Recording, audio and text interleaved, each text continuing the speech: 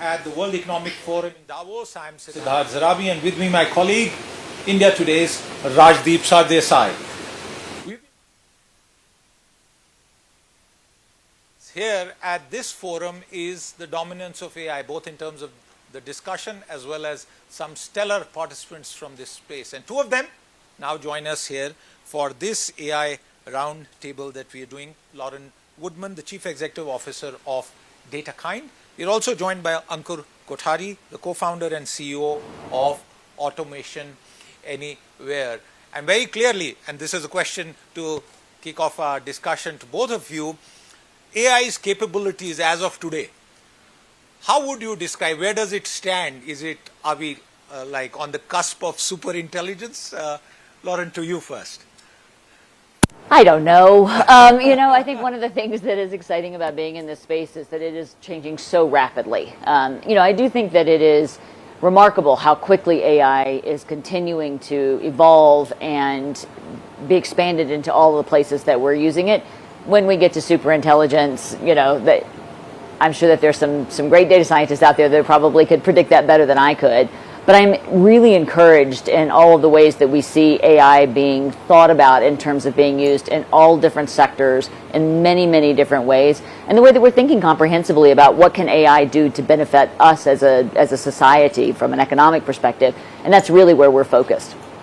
A fundamental transformation. I think the age of the internet and the age of the AI, not necessarily comparable. I think this age is perhaps the biggest that has dawned on humanity for hundreds of years, Ankur. Yeah, look, rarely comes a technology that gets at the same time discussed in our boardrooms as well as in our kitchen table. And that's what AI is, and that's the acceleration. I have, at least in my so many years, I've not seen something moving this fast. To your earlier point, super intelligence, I think so. I've been in this conversation for long. There are two broader camps, so as to speak. While disproportionate discussion is on compute, LLM, language models, intelligence, research, there's this other camp which is application of AI, applied AI, and that's where I see a lot of discussion shifting. That's where companies, countries use AI to get work done.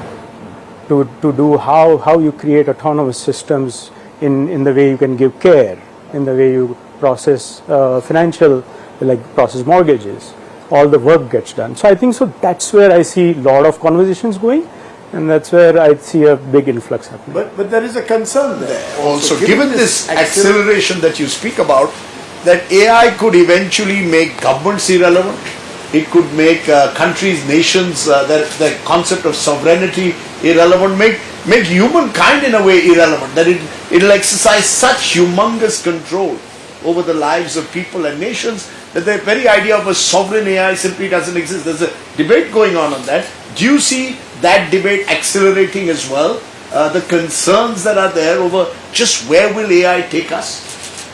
I think that there are very legitimate concerns about where will AI take us. But, I parse that out in a couple of different ways. I think you make an excellent point around applied AI. We get to decide that, right? Like we write code. We decide where code gets deployed. We decide where systems get deployed. We should be thoughtful about where are we using AI, how far are we pushing, how quickly are we pushing, and what kind of rules and regulations are we putting in place both inside our own companies and at a government level around how we want to see AI deployed.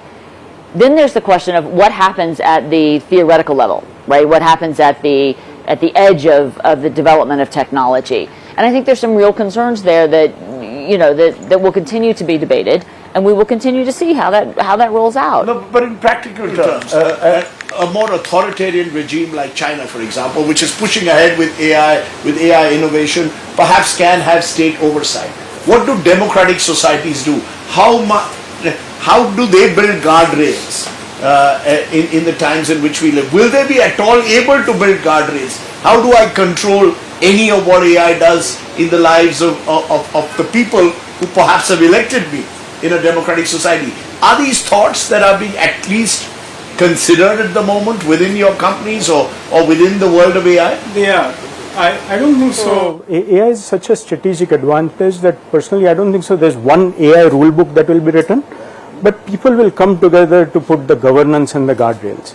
I think so the way to think is when the governance and guardrails you put into your enterprises and business, where I come from, you have to apply similar thing, little bit different for AI. What you can do, how you can put. In that same kind of collaboration will happen. Not exactly everyone may follow the same rule book, but discussions are happening saying how do you do that.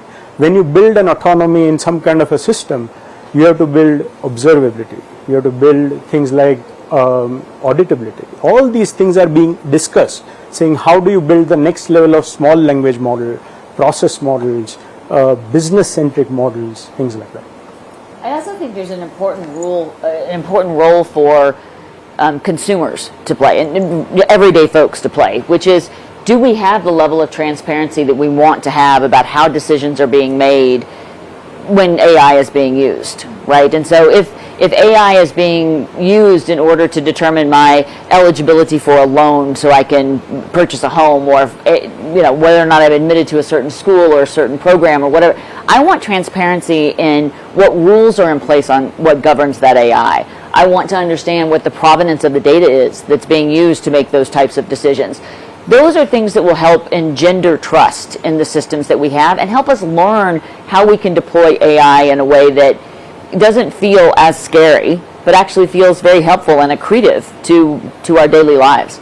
Ankur, one of the things we've been talking to a lot of CEOs, implementation of AI, many of them have said that it's not something that the IT department can do. Every leader in the organization has to do this. But according to you, where do you think companies make mistakes and CEOs get stuck on deriving a value, productivity benefits from the implementation of AI? They sign checks, they take decisions, but then things don't really pan out. I think you talk to any leaders, they want to break silos. They'll say, I want to break silo in my business. Easier said than done. It's easier said than done, but everyone says it. But when they first try to apply technology, they apply it in a silo. And it happens, and when you look at, they apply it on one system, captive system, or just productivity, where business is multiple systems. It works through different systems, it requires people in the loop, it requires AI agents, you have to orchestrate work. And I think so all our customers who think like that, they think like outcomes, orchestrating work, looking at multiple systems, how people and AI agents and bots work together, they benefit. People who just think, oh, I'll just sprinkle this AI on a broken silo and it will give me this benefit. We see those pilots failing, and exactly. Because in a country like India, with this large population, the big concern, of course, is what happens to the existing workforce and future workforce. I mean, the question we've been asking everyone connected with AI is the concern over jobs. Are those concerns real, or will there be reskilling? Will you have new models in place where actually AI will create new kinds of jobs rather than perhaps just take away a large chunk of the workforce as it exists today?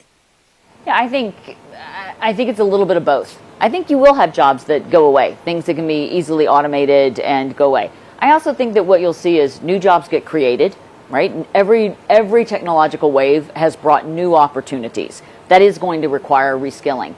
I think it's also... Give me an example where you think AI will actually create a new set of jobs.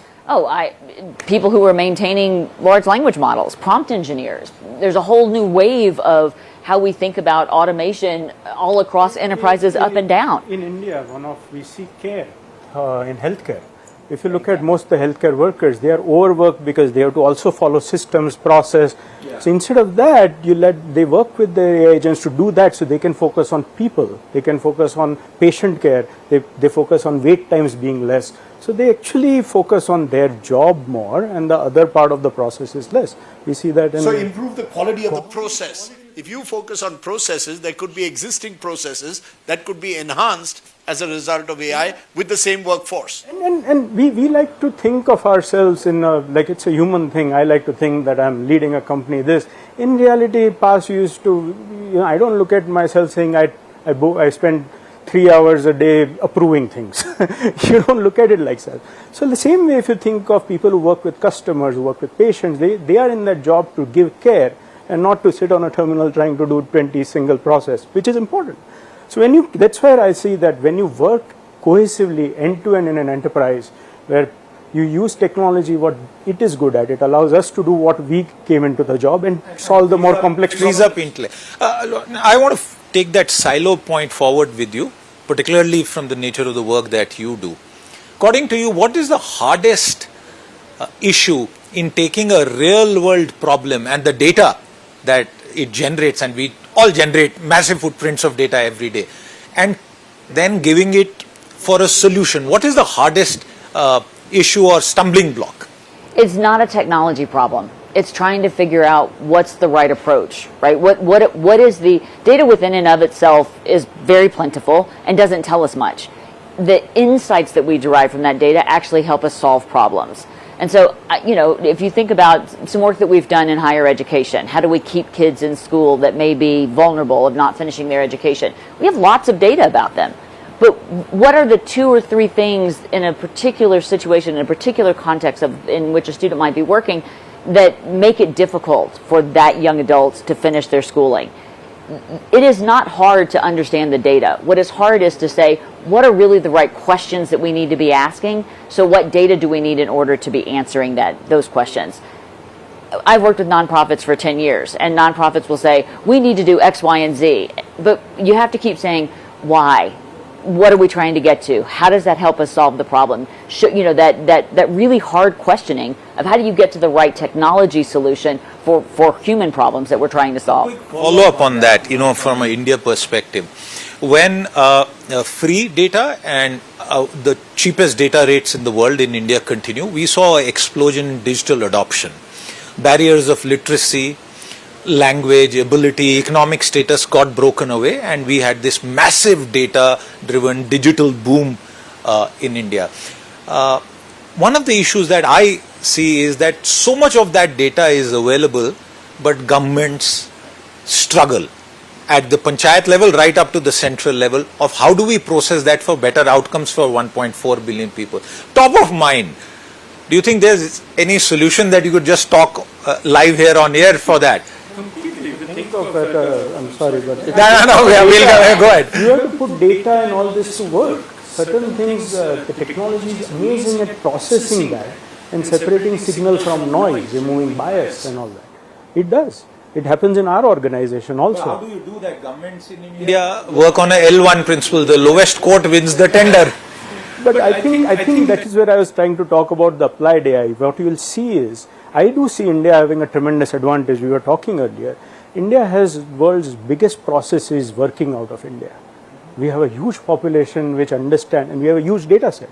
As India starts building applied and agentic application and applying it to business, contextual AI, what we are talking, data on its own, build contextual AI, build models that are understanding that process or that industry.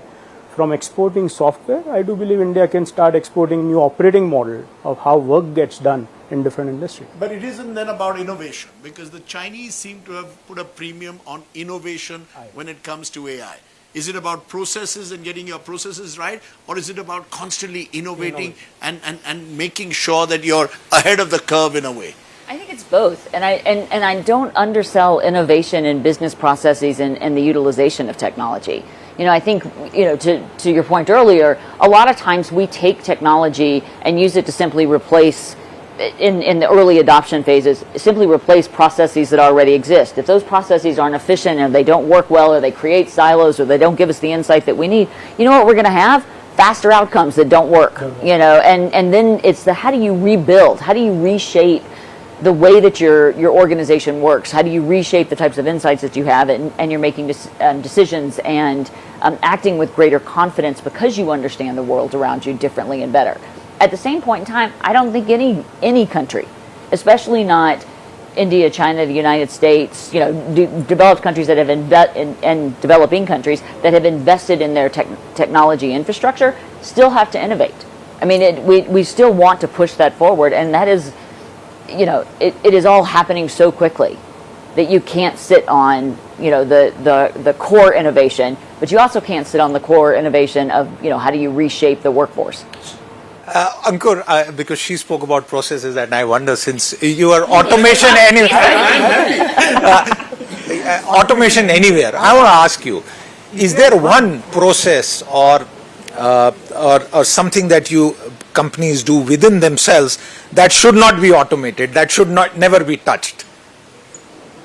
I would never use AI to influence people and the conversations, because it can really push the boundaries in terms of when you chat with AI and talk.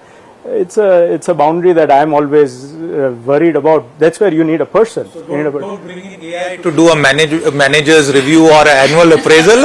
Is that what you're saying? Actually, that's where we have used AI very valuably. This is where the data point is there. If you think of any company, the leader is always worried about the silent person who is performing well. The loud people are heard well and get promoted. What we have done is we have used AI to guide our HR and our managers, saying, look at all these strengths. And about career building, because that takes the bias out. And I'm always sleeping well that the silent person working in, like we have offices in 20 countries, who is doing really well, the competent, quiet person, is also getting the real due set. That's where data brings it. To add to what was said, is there a sense though that there's a lesson in that for corporates, that you can't use AI for just short-term profit? You've got to use AI to build systems that will last over a period of time, constantly evolving. Is there a lesson there? A lot of corporates seem to look at AI, it's going to cut down my costs, I'm going to make short-term profits. That's possibly not the way to look at AI. No, I think AI is a technology that's going to be with us for a very long time. And, just like back when we were all adopting networks, it fundamentally changed the way that we worked. AI will do the same thing in lots of different ways. It's interesting. When I joined journalism, I was on a typewriter. And in the second year that I was, this is the late 80s, the computer came into the office. And the unions who were there went on a strike thinking the computer will replace their jobs. I mean, that's where we've come from to the world of artificial intelligence. So there is a fear of the unknown that the AI, that AI seems to bring to light. But on a lighter note, you have an advantage. We were talking. The world was all about giving the answers, the education. Now it's all about asking the right questions. So journalist has an advantage. We are good prompt engineers. So we're not as much of an endangered species as we thought we were. Relevant prompt engineering. Job offer somewhere outside. But I want to end my final question from my side, and this is to both of you, but starting with you, Lauren. In your reckoning, is AI a force for good? Is it like 100%, 90%, 80%? How would you quantify it, if at all? I think technology is never either good or bad. Technology is just a tool. It's the people who use it and how they use it. And I think one of the things that is important for us to continue this conversation at every level of society is so that there are, frankly, folks watching how we are deploying technology, and they are asking questions about transparency and bias and provenance of data and utilization and all of those types of things. Just like businesses are driving to profits and automation and all of those types, you want to make sure that we are all engaged in this conversation because it will affect all of us. I do agree that. I mean, from overall, if you think of any technology, it's how you apply. And whenever new technology comes, and this is moving faster than anything, paralyzing fear or over-regulation does only one thing. It moves innovation somewhere else. Someone else takes advantage. So it's all about understanding it. It's all about learning it. It's about having an open dialogue. It's about understanding that multiple views can be right and having that discussion. So when you move AI forward, the more you bring people together, more you talk about governance as opposed to just regulation. Or over-regulate. You can't have paralyzing fear. You have to understand it, then you can shape it, and then if you shape it, it's more good than bad. So you'll shape it in the right direction. So we're going to look at the glass half full. At the end of the day, every new technology should be seen as taking societies forward. You just have to use it in the best way possible, keeping those guardrails in place. Ankur Kothari, Lauren Woodman for joining us here on this Davos brainstorm at India Today and Business Today TV. Thank you very much. Thank you. Thank you. Thank you. Thank you. Thank you. That went well.